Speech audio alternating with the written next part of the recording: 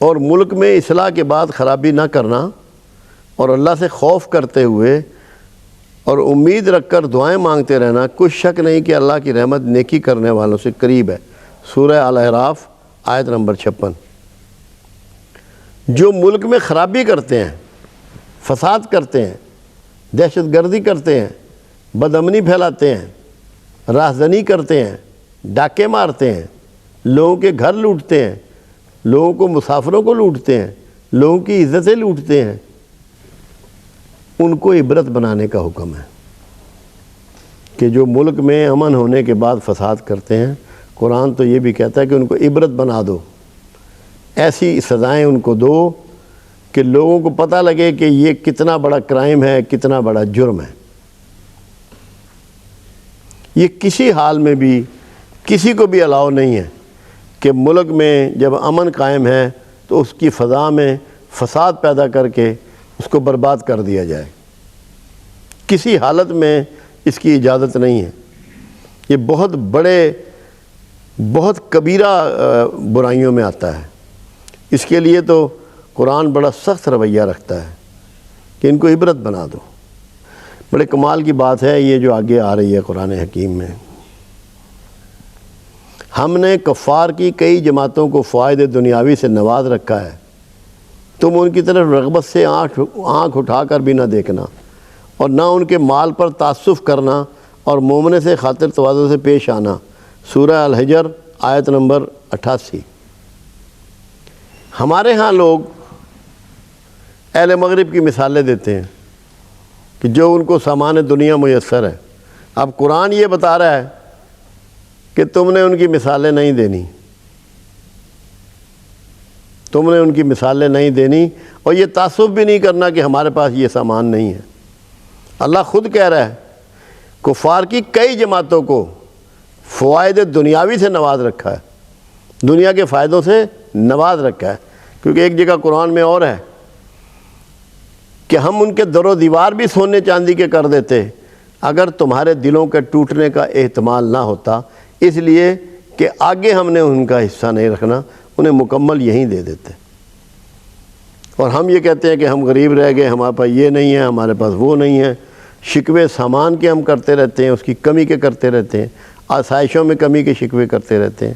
قرآن آپ کو اس سے روک رہا ہے، بلکہ یہ کہہ رہا ہے کہ ان کی طرف دیکھنے کی بجائے، ان کی طرف نگاہ ڈالنے کی بجائے تم مومنوں سے خاطر تواضع سے پیش آؤ، ان کی عزت کرو، ان کی خاطر تواضع کرو، ان کا احساس کرو، ان کے قریب ہو، ان سے ملو جلو، ان سے تعلقات استوار کرو۔ یہ آپ کو قرآن واضح طور پہ سمجھا رہا ہے، مگر ہم مرعوب ہیں سامان سے، جس کو اللہ کہہ رہا ہے کہ تو نے اس کو رغبت سے بھی نہیں دیکھنا، دھیان ہی نہیں کرنا اس طرف۔ مگر ہمارا رویہ کیا ایسا ہی ہے یا ہم کیا کر رہے ہیں؟ جو کفار کے پاس سامان ہے ہم اس کو دیکھ رہے ہیں اور سوچ رہے ہیں کہ ہمارے پاس نہیں ہے، اور مرعوب ہو رہے ہیں۔ اللہ تعالیٰ فرما رہا ہے کہ ان سے مرعوب نہیں ہونا، پریشان نہیں ہونا، تعصف نہیں کرنا۔ تو کوشش کریں کہ کسی بھی کفار کا سامان، اس کی حیثیت، اس کے شہروں کی شان بان آپ کو متاثر نہ کریں، آپ کی آنکھوں کو خیرہ نہ کریں۔ علامہ نے تو اس پہ کہہ دیا تھا بڑا خوبصورت شعر، خیرہ نہ کر سکی مجھے دانش فرنگ، سرما ہے میری آنکھ کا خاک مدینہ و نجف۔ ان کی کسی چیز، ان کے علم نے، ان کی کسی چیز نے علامہ کو خیرہ نہیں کیا، حیران نہیں کیا، پریشان نہیں کیا، تعصف پیدا نہیں ہوا۔ تو یہ بات آپ سوچیں اور قرآن کے مطابق سوچیں کہ قرآن آپ کو کیا ٹیچ کر رہا ہے۔ قرآن آپ کو اس عمل سے، اس رویے سے روک رہا ہے۔ اے پیغمبر، لوگوں کو دانش اور نیک نصیحت سے اپنے پروردگار کے رستے کی طرف بلاؤ، اور بہت ہی اچھے طریقے سے ان سے مناظرہ کرو۔ جو اس کے رستے سے بھٹک گیا تمہارا پروردگار اسے خوب جانتا ہے، اور رستے پر چلنے والوں سے بھی خوب واقف ہے۔ اگر تم ان کو تکلیف دینا چاہو تو اتنی ہی دو جتنی تم کو ان سے پہنچی ہو، اور اگر صبر کرو گے تو صبر کرنے والوں کے لیے بہت اچھا ہے۔ سورہ نحل آیت نمبر 125 سے 126۔ تو اب آپ کو دعوت کا طریقہ بتایا جا رہا ہے پیغمبر کو ایڈریس کر کے، کہ نیک نصیحت کے ساتھ۔ نیک نصیحت کون سی ہوتی ہے؟ جس میں بندے کو یہ بتایا جائے کہ تو اگر یہ عمل کرے گا تو تیرا اس میں اتنا اتنا بھلا ہے، تیرے لیے اس میں آرام ہے، راحت ہے، کامرانی ہے، فلاح ہے۔ عقل استعمال کرنی ہے، کبھی کسی کے دعوت دیتے ہوئے اس پہ ٹونٹ نہیں کرنا، معترض نہیں ہونا، یہ نہیں کہنا کہ تو غلط ہے۔ بغیر اس طرح کا بات کیے دانشمندی کے ساتھ، خوبصورتی کے ساتھ، خوبصورت طریقے سے اسے اصل بات کی طرف سمجھانا ہے، ادھر لے کے آنے کی کوشش کرنی ہے۔ آپ دیکھیے کہ اللہ کے رسول صلی اللہ علیہ وسلم جب لوگوں کو دین کی تبلیغ کر رہے ہوتے، دعوت دے رہے ہوتے، تو بڑے آسان طریقے سے آپ ان سے گفتگو کرتے، بحث کا ماحول پیدا نہ ہونے دیتے۔ اگر کوئی سوال کرتا اس کا پورا سوال سنتے، اس کی پوری بات سنتے، پھر اس کو قرآن سے جواب دیتے۔ ایک شخص ایک مرتبہ آیا اور اس نے کہا کہ اللہ کے رسول صلی اللہ علیہ وسلم مجھ پہ اسلام کو پیش کرو، تو آپ نے سورہ فاتحہ کی تلاوت شروع کر دی۔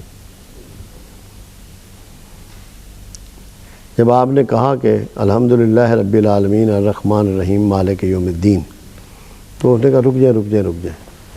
اصحاب رسول کو غصہ بھی آیا۔ آپ نے فرمایا اس کی بات تو سنو، جی آپ مجھے مسلمان کریں۔ بھئی کیا بات ہے ایسی، تو اچانک ایک دم تیار ہو گیا ہے، تو نے پوری تلاوت بھی نہیں سنی۔ اس نے کہا جو یوم الدین کا مالک رحمان اور رحیم ہے، اس کے دین میں داخل ہونے میں کیا قباحت ہے، اس میں کیا پریشانی ہے؟ تو یہ وہ حسن ہے، یہ وہ خوبصورتی ہے، یہ وہ دانش ہے، یہ وہ پریزنٹیشن کا طریقہ ہے جس طریقے سے اللہ کے رسول صلی اللہ علیہ وسلم دعوت پیش فرماتے تھے، آسان طریقے پہ، خوبصورتی کے ساتھ۔ مناظرے کا بھی حکم ہے تاکہ لوگوں کو ڈسکس کر کے کنونس کرو۔ جب تک آدمی کنونس نہ ہو اس کے سینے میں ایمان نہیں بھرتا۔ ابہام کے ساتھ، کنفیوژن کے ساتھ کوئی شخص صاحب ایمان نہیں ہو سکتا۔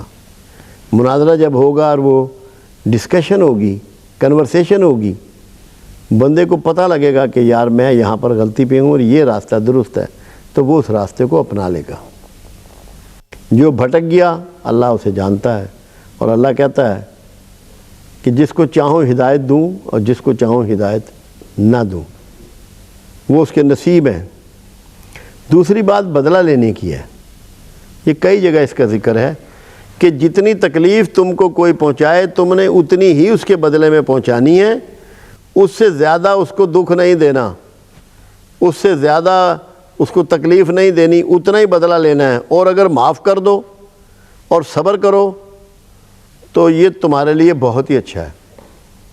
صبر کی تلقین کی جا رہی ہے، بدلہ لینے کی اجازت دی جا رہی ہے، مگر پسندیدہ عمل جو ہے وہ معاف کر کے صبر کرنا ہے، کیونکہ ہوتا بڑا مشکل ہے معاف کرنا، کہنا بڑا آسان ہے۔